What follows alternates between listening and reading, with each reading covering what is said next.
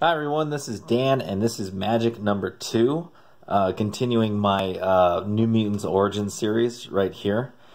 And one of the things that I kind of thought when I was reading this is kind of like the difference in storytelling between when this was going on, which is this is the 1983, I believe, yeah, 1983, and storytelling now.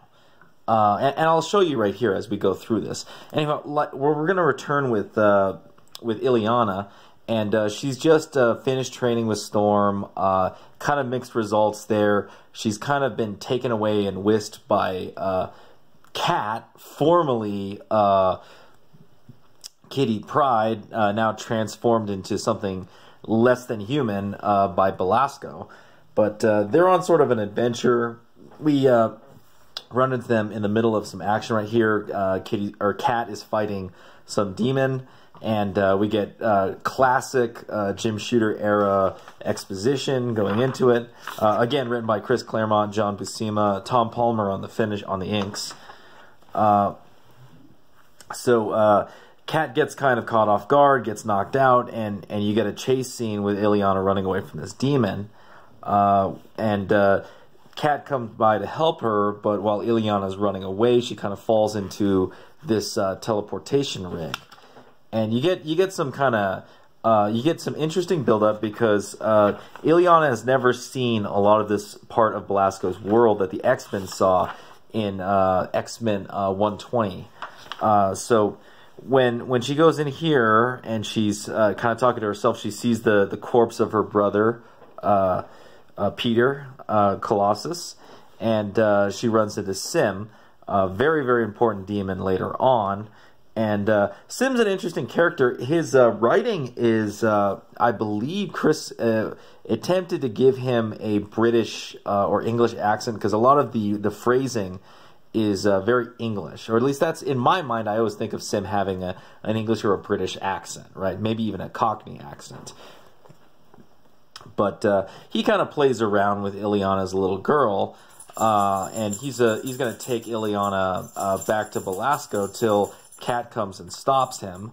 And Cat is very much a different person compared to who she was when she was younger, and you'll find out why that's so.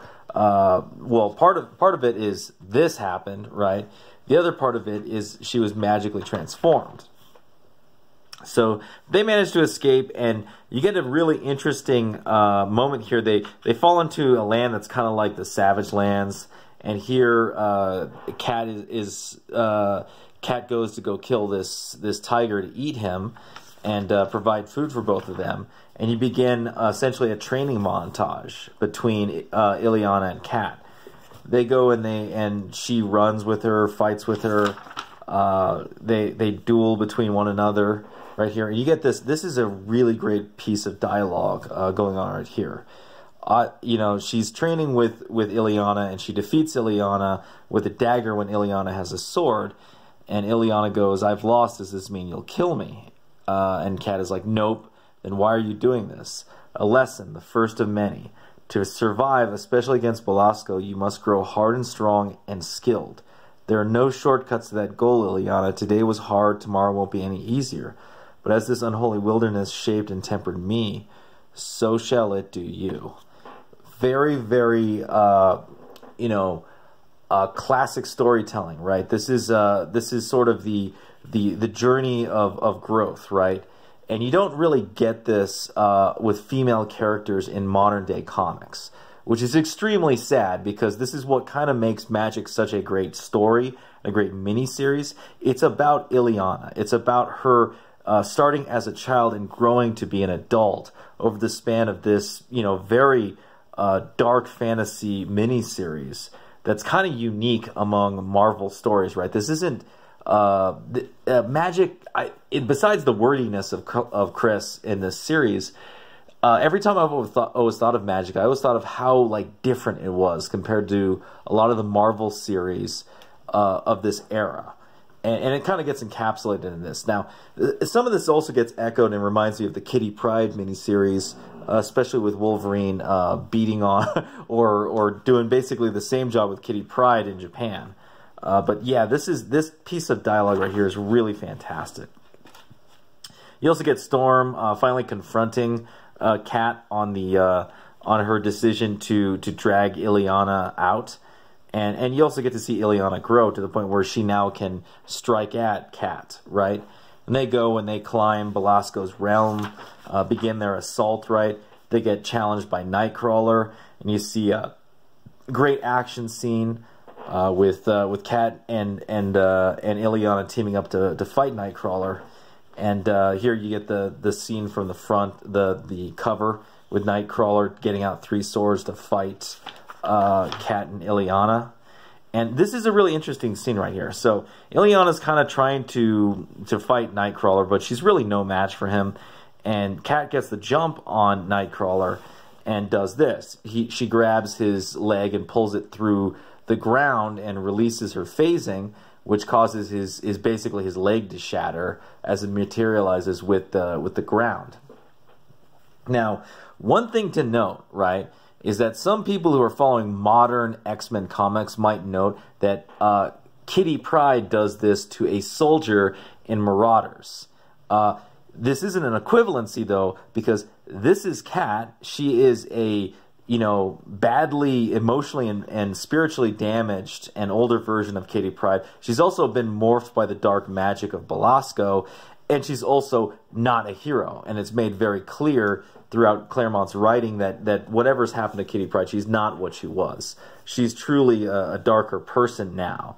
So that's compared to the Kitty Pryde in Marauders, which we're supposed to believe is a Kitty Pryde that is phasing freaking guns into random soldiers.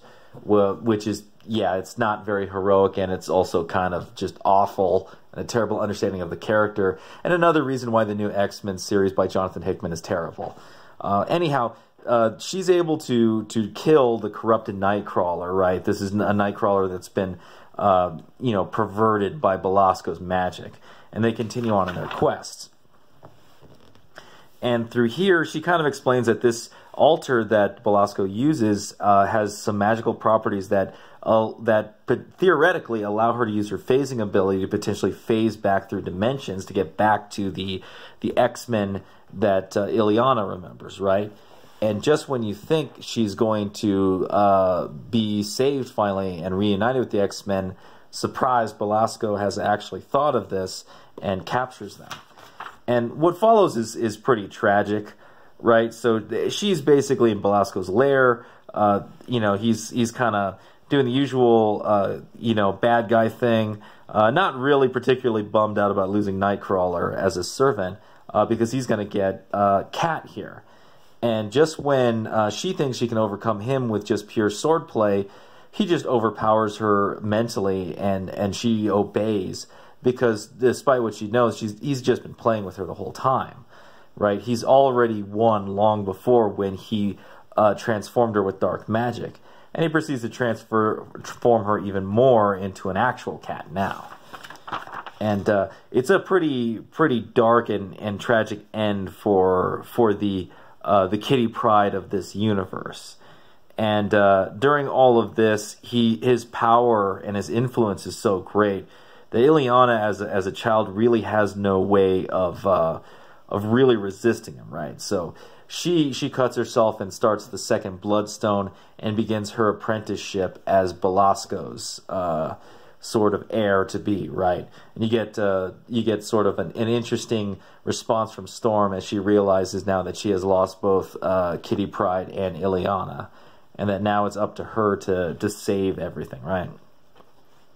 I've always been a little mixed about this interlude, right?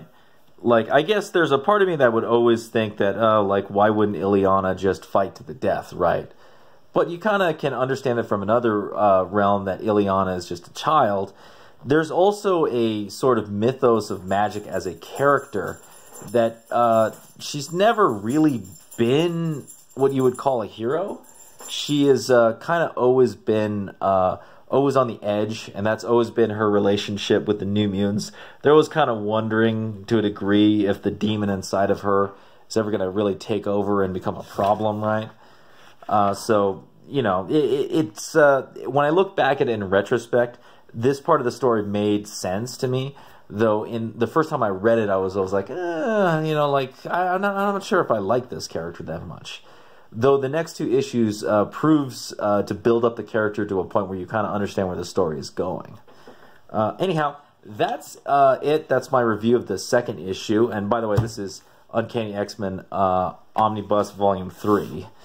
Let me know what you thought of the review. If you liked it, please hit the thumbs up. Subscribe if you haven't subscribed. Hit the bell for notifications. And if you have any comments about this issue or Magik, leave it down below. And I will see you next time.